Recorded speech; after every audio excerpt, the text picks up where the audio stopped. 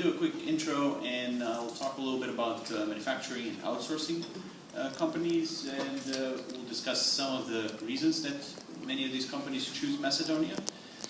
And then we'll follow up with my colleague who will give you a little more context. So, very short introduction. I am a minister for FDI, and for somebody that may sound an unusual role, but as it was mentioned earlier, we're one of the smaller countries and we have to be very proactive. In this role I have two other colleagues, and our job is literally to meet and get to know many business executives around the world, so we spend a lot of time abroad and very little time at home. In the context of that question earlier about repatriation, myself, along with the Deputy Prime Minister, were one of the first repatriated, if you will, Macedonians from abroad in this role. But back to today's situation. When we started this in 2007, 2008, after every presentation we would get a lot of accolades, and then we would simply get ignored. Fortunately today, after many of the successes we've had, it's getting more and more difficult for a business investor to ignore Macedonia. You've just followed some of the recent economic data of the Eurozone. PMI, the primary index actually for the manufacturers, is doing great in the UK here, Germany, Italy, France and Spain are still not so good. But it's been doing quite well in a lot of the Eastern European countries, which is all good for us. So it means there's a steady recovery going on, especially in the manufacturing sector. Now, if you're a manufacturer and if you're seeing this, that's good. That also means some expansion is on your thoughts. If you're a manufacturer and you're not seeing this, then we still have some good news for you, where you can relocate to perhaps become more cost effective, and why. But in the last few years, these are the three reasons that companies have decided to invest in Macedonia. The first is the people. We talked a little bit about that. The cost, of course. And finally, a small country in a region that has had history of uncertainty, that you have to have some level of trust that outweighs a lot of the potential risks. So I'll talk about the people first. Macedonia itself is a very young country. In fact, we're one of the youngest in Europe overall. Our population demographics show that 42% of us are under 30, which means we have ample young people going into education, graduating, and available to work in many new companies. And that's one of the experiences that John Somenti also saw, that plenty of young people eager to work. In the last few years especially, we've made tremendous effort to amplify this strength. We've doubled our education budget. We're outspending now, in terms of GDP, dollar shares, both Germany and US. Because we think that for a small country that's a long-term benefit. So what you end up with is people that are young, that are going through a very good educational system that's continually improving, and ones where you'll find more technical degrees. And here are just a few examples of this growth in the numbers, but also some of the context in here. The languages are quite strong. In fact, we're one of the countries, one of the rare countries in Eastern Europe where you have a lot of foreign languages spoken by both graduates and some of the older working population. English is practically a second language. It's nowadays studied from first grade. French and German are quite common, and you're finding more and more people attend private language schools because they're looking for new and growing opportunities. This is where some of the outsourcing potential comes in, but also where the manufacturers find it easy to get people trained and communicate directly with people on the line. We've invested a lot, over 60 million euros in laboratories. We're getting many of these accredited as we speak, which opens up a new set of opportunities for cooperation. And finally, we're an industrial country. That means you get to find people who have experience in industrial settings, who have experience with manufacturing. You get to find local partners, local suppliers who know and can work with you in many different areas, from simple commodities to high-end machinery, and nowadays even finished products, which we'll talk about. So this is sort of the core of the culture that is very much business friendly. We're not just talking about the government, but actually the people themselves. But having great people is not enough. The cost and the numbers have to add up. You have to make some profit here. For some reason, the tables are not showing up. All right. Okay, well, the bottom line is we have the lowest taxes in Europe.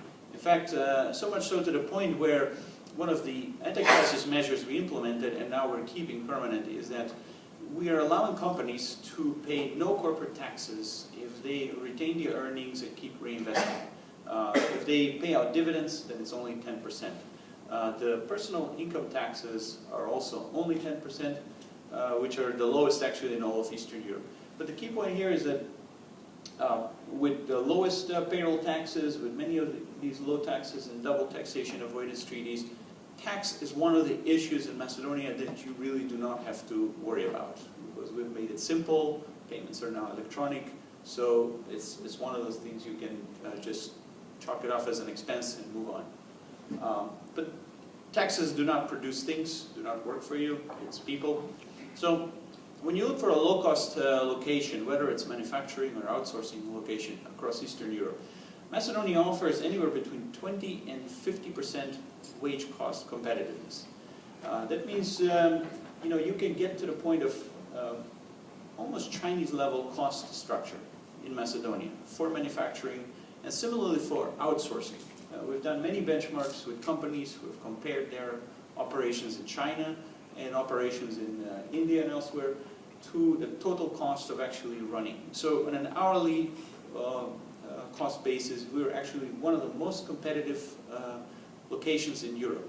Now, of course, you can go lower and lower on the cost spectrum, and then you go so far that you fall off a cliff. That means you get to the point where the lower costs do not compensate for productivity risks. We know directly of examples where you can find lower costs in Europe, but the productivity is so low, the labor attrition is so high that you might as well not be there. So this is where you can go while still maintaining the productivity levels. In fact, you see the difference in the sustainability comes both from the young population, but also one of the main pain points we have as a government, which is high unemployment rate. So we're actively addressing with these types of initiatives to reduce the unemployment, which means greater and more sustainable opportunities for foreign companies. So to put that on a global perspective, that's where we are. Somewhere around the bottom, just a little above Philippines, in terms of hourly manufacturing cost structure compared to all the way to the other countries. But once you manufacture the goods, you have to get them in and out, you have to bring supplies, and you have to be able to address customer needs. And if you're seeing this kind of manufacturing growth in the core European economies, then you need some level of flexibility, because as these last few years have taught us, the next orders may not be as big or may not come just in the right time. So out of Macedonia, this was one of the first experiences we had with Johnson Mandy. A critical link was to have the delivery times within a 3-day window. Within 3 to 4 days, you can reach any location in continental Europe with a truck. That includes every border stop and customs processing. And within about 35 days, you can bring goods in from the Asian markets, which is, compared to Northern European ports, about 2 weeks of total working capital savings. Combine that with all the free trade agreements that we have, a very efficient customs administration, that means you have a lot of goods on the road, a lot less goods on the road and a lot of money on the bank, and still you have opportunities to grow that business. Now, to add on the context of infrastructure for outsourcing IT companies, kind of companies who will be looking to outsource some of the service departments. As a small country, one of the benefits that we have is the ability to actually scale the infrastructure very aggressively. We have some of the most advanced telecom network in the country. We have multiple backbone providers. Fiber is now available to most homes in most cities. We're just launching a 4G wireless network across the country. So that means there's a lot of ways not to miss your email. Sometimes it's positive, sometimes it's negative, but the bottom line is, if you're looking to set up a world-class IT, R&D service center, call service call center, or even what is becoming more and more important, a data center, you have all the ingredients right here in Macedonia to do this. So finally, it's our record of leadership, basically, something that we have done over the last 7 years as a government, as a country, to keep ourselves improved and ahead of the curve in meeting crises and dealing with crises. The Prime Minister and Deputy Prime Minister mentioned a little bit about this. The point here is that we're not talking about promises, we're talking about a record of actually delivering on a large government program, maintaining political stability and always moving ahead, even especially with the 2 major crises that we've had. A little bit about the economic indicators. The important parts here is that this year we had 3.9% GDP growth through the 2nd quarter of the year, one of the strongest in Europe. We've had a fairly stable monetary policy. The inflation numbers are quite low on average. And our currency for more than a decade has been actually pegged to the euro prior to the Deutschmark, which means there's very little currency risk from your perspective. Finally, the unemployment numbers that you see there are ones that we are aggressively working on. But how do others see us? And this is the point of sort of the other institutions, how we rank and where we have improved. So today we're actually one of the best business destinations in Europe because of our business regime, not just the cost number, not just the cost equation. It's very easy to do business from many different angles, and we keep improving every year. Again, this year we were one of the, ranked by the World Bank as one of the top 10 reformers. And you can see very clearly correlation with some of the other competitive countries out there and how that maps up to our business friendliness. You can see where our biggest neighbor here, Serbia, stands on some of the issues there. And mind you, these are experiences that we hear daily from other investors. So it's not just a number. But because of many of these reforms and our persistence, effectively, for the last few years, especially the last 2 years, we've had many of these new Greenfield type of investments who have started in the country. They're either in production stages in many different phases, or they're just brand new. As you can see from the map, they've invested all over the country, so there's not too much of a concentration. Some are in free economic zones, and some are outside of the free economic zone. The bottom line is that they found, the difference is that they found the right people, the right profile of people, in some cases the suppliers. And in the free economic zones they can lease, outside they can buy the land. But the bottom line is wherever they go, they get the same excellent service that we provide from the government, and the same benefits and incentives that we provide from the government. Now, since I've been personally involved with 5 of these, I'll give you a little bit of context here. Of course, you heard about Johnson Matthey and their size. That was one of the first ones. The one at the bottom here is a more recent one, Marquardt, a German mechatronics supplier, 35 million investments, new site there. So let me show you some of the other reasons for this. Van Hool is a premium bus and coach builder. And when I met Philip Van Hool in 2009, he told me flat out there's not a chance that they will invest. But he knew that Belgium, where it is in terms of wage costs, is not, that decision is not going to stand for a long time. 2 years later, where survival of the company was at stake, so we already had a relationship. Today, we signed a contract last year, they started construction, today they've already exported the first buses to the United States. So this is an industry that has restarted in Macedonia. Up until a little over 10 years ago, we had a bus factory, went through a terrible privatization. Now we're back again and exporting to the United States. So it shows you it's a very complex supply chain.